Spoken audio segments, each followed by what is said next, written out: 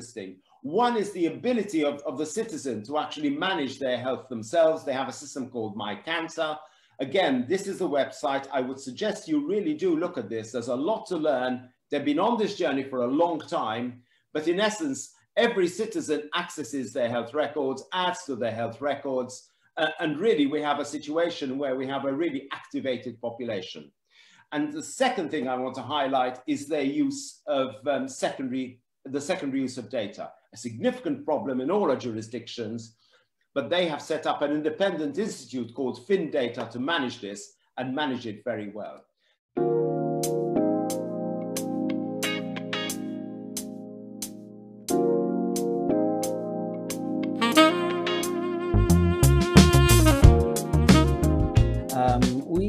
In Europe, you know, we have an European community with many countries. But if I cross the border to Spain, it's our neighbor, my personal data is not available there. If I go to London on holidays, if I have a road accident and I go to the hospital, they don't know my allergies, they don't know my past history. Even if the data sets could be shared, there's no easy way to share data. And I always give the example of Visa cards. With my card, the Visa card, I can purchase any item all over the world.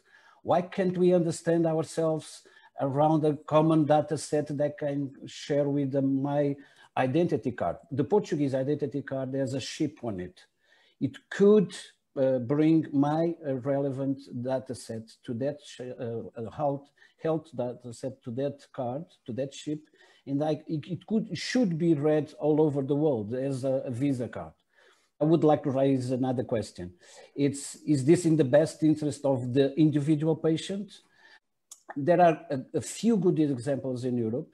For instance, the Estonians are doing a very good project that are already sharing information to other European countries, but the examples are so few that we know them one by one. Suzanne and says, no, we can standardize things. We can standardize data sets. We can all collect the same data and share the same knowledge. And that's very interesting for us doctors to learn from the same databases and compare them and benchmark them. And there you are starting the benchmark part of the project of ICHOM. And I should congratulate Suzanne for the wonderful work ICHOM is doing all over the world. In Portugal, we have several institutions that are not just using, but also contributing to the data sets.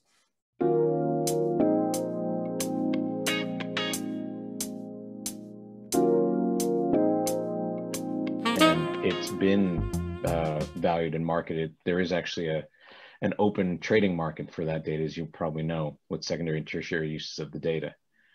What's never really been recognized is the person or the individual that generates the data. And that's not just health data, that's all data.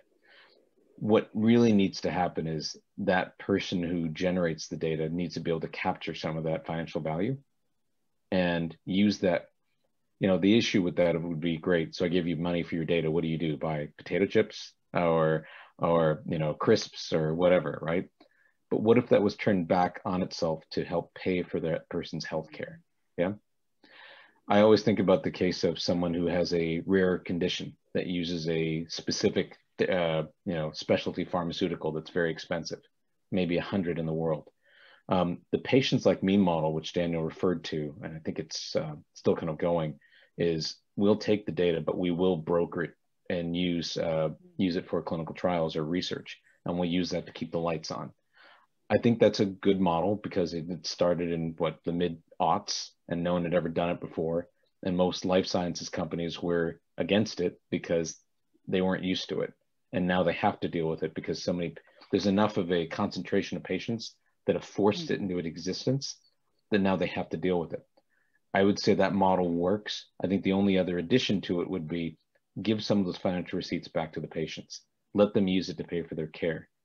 I don't know how many stories of patients I've talked to that have been recruited for clinical trials where they will ask mid-trial, will this drug be something I can afford in the future?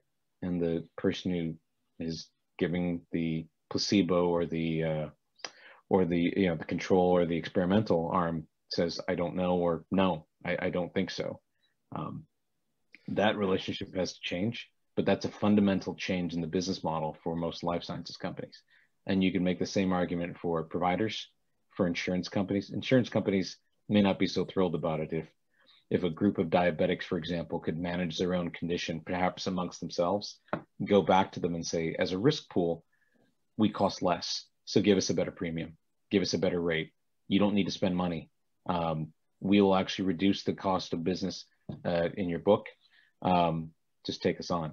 I would imagine for a large national healthcare organization, though, like the NHS, that might be an interesting model, the community model, and then giving the tools and responsibility to that community to manage it. That's my thought. Comment on this, because we're very engaged in this place at HIMSS. Technically, of course, we're running things like the Globally Health Consortium with HL7 and you know, all the technical bits, but this basically isn't about the technical bits, because the technical bits are the technical bits. What is much more difficult is the people interacting with all of this. And I think there are a couple of truisms here. One about data and secondary use of data. It is one of the most difficult subjects. And George, I hope I don't disappoint you, but the skepticism which exists in the United States exists in all major countries in the world. It may not necessarily always be governments they're angry about, citizens, but it happens everywhere. In a place like Japan, for example, people wouldn't dream of trusting the government with any data. There have been a couple of big data breaches, but they really trust Toshiba, Sony, and all the corporations. Now, isn't that very different to what we have in other countries? In the United Kingdom, the apps have failed miserably because people don't trust the fact that data will not be misused. There's no sunset clause when the apps were introduced over COVID. They're centralized rather than decentralized. There's all sorts of issues. And I like your comments as well about people owning the data, which is why I directed people to my Kanta in Finland and FinData, which is the institute, because it took 2 governments before they got to the stage. Actually, governments collapsed in Finland over debate in Parliament associated with the introduction of legislation around secondary use of data. We tried to do this in England and really came a cropper with care.net data a couple of years ago.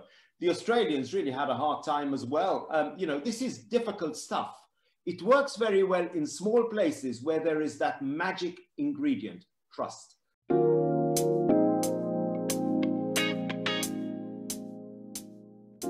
So what are the issues we really have to manage? Trust is the obvious one. In these countries, they've actually managed trust very well. The fact that approaches need to be tailored to the person rather than we think in terms of an app is for the whole population. No, it's not. We always think Gen Z. We need to think of all the population. And also the fact that precision health depends on really ongoing lifelong associations. This isn't about having a single intervention. This is a lifelong association. And you can't take what happens in Israel and plonk it in the middle of the Bronx in New York. It doesn't work like that. You need to understand the context of the society and the population to do that. Happy to have further conversations. I only have 10 minutes and I've kept to my time.